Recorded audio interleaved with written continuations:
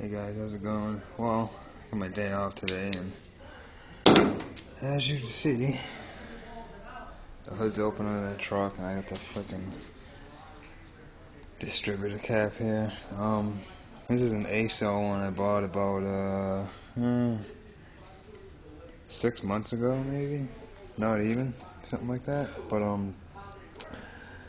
when idle and revving it up kind of low, it's been having a stumble, and the engine light flashed. Plugged it in, and it said random misfire. So checked all my connections, which looked fine, and I just popped the cap off now. And if you'd see in there, I don't know if this is the problem, but that fuzziness right there, I believe that is the main problem right there. That one looks pretty good right there. Which one is that one? Number 6. Looks like number. So what I'm gonna do is I'm gonna clean this up, guys, and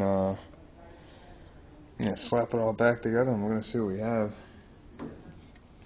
And I'll do another video for you, show you if it's still stumbling. But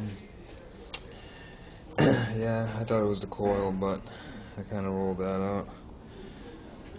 But I checked on the forums and stuff online, and they say to buy GM products, because I guess all the even these aftermarket ones, even the A-cells and like the stuff from my store, the Duralast crap, I guess it ain't. I guess it doesn't hold up that great, and I can see why.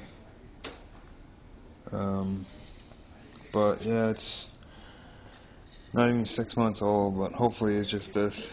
And if it was, then I don't know, I'll probably go to GM and see if I can't get a cap for it, even though it might be a little expensive. But yeah, I'll see. Stuff looks like we'll just grab some sand and just sand it off real quick and clean it up. Just looks like it's a bad contact, because when the rotor goes around, it looks like it's not getting a good contact there.